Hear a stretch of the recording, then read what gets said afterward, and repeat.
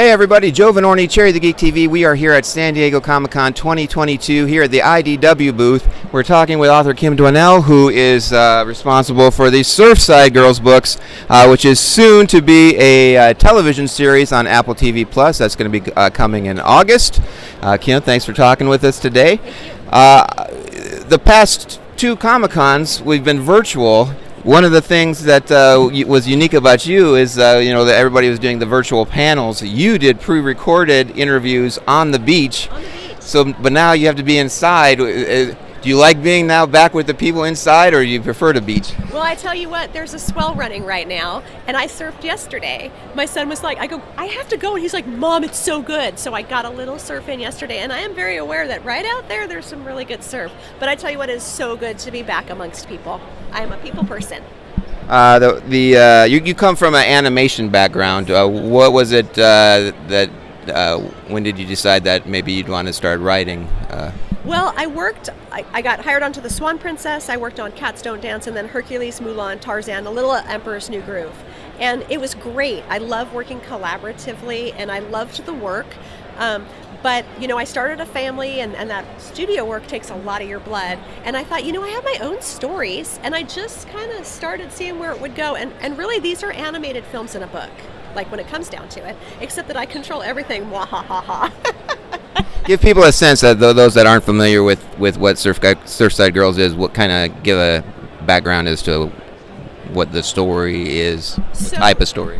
So, like, if you could picture Nancy Drew at the beach, and Surfside is like this sleepy beach town that you totally want to live in because it's kind of old-timey, and you can ride your bike or your skateboard around, and but then it's got a little Scooby-Doo to it because there are ghosts, and they may or may not be real ghosts.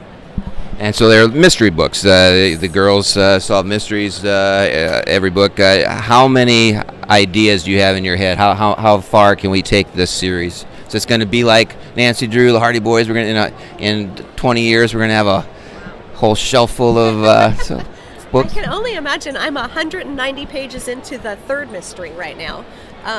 So I don't know. I kind of like in my head there was always 5, and then this is the companion book. But I don't know, like I could get to the end of 5 and think like, shoo, and I could get to the end of 5 and go like, no, I can't leave Surfside yet, so I don't know. So Sam and Jade are the two girls. What's your favorite thing about writing the characters of Sam and Jade? Well, to be honest, Sam and Jade are sort of myself and my best friend Melissa.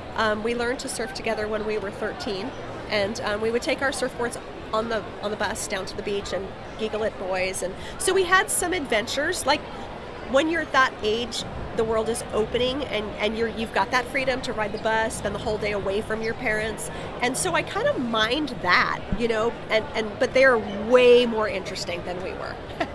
So this is soon going to be a TV series on AppleTVplus. Have you gotten to see the series, and does it match what you have in your head when you were creating this concept? Like when you see it visually, is it meet your expectations? Absolutely. You may not understand what it's like for 15 years to have people in your head, and then you draw them, and then you meet them. I cannot explain. And also, like, I drew these locations, the burger dude and the cave she swims through, and then they built them.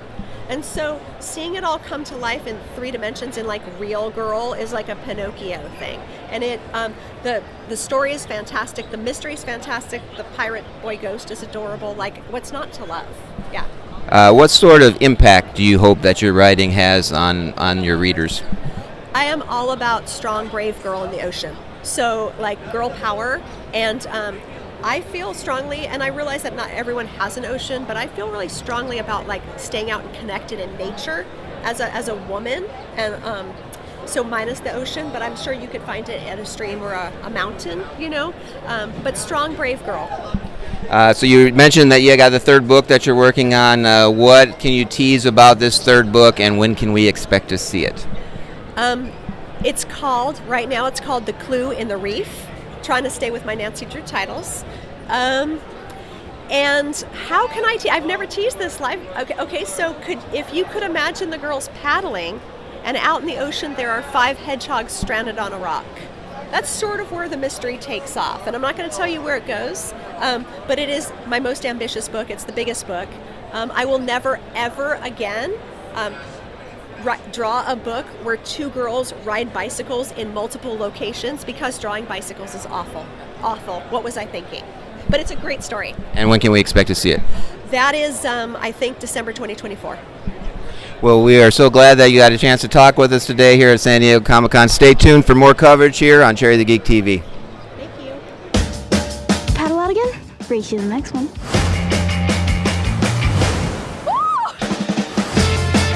I love Surfside. It's a little strange. My dad says you're never too old to use your imagination. You're also never too young to use your brain. Look, this coin is element 79, also known as gold, the cursed treasure. I don't know about cursed, but this is definitely treasure. There's something going on in Surfside, but you might be able to get to the bottom of it. Peligro. What's that mean? Danger. Salutations! Are you an actual ghost? My mates call me Remy. Is that? Definitely not a buoy. So we've got a pirate ghost, cursed treasure, and a booby-trapped room. That's not a sentence you hear every day. If we don't solve the mystery, ancient evil will be unleashed. Also, a sentence you don't hear every day. How does it all connect? It's a total mystery. No way! Jade has these new friends. We're really different, but no one gets me like Sam does. You two think outside the box. And over time, you'll come to appreciate that. It's good to be a little strange. I am strange. Me too, dude. I'll say.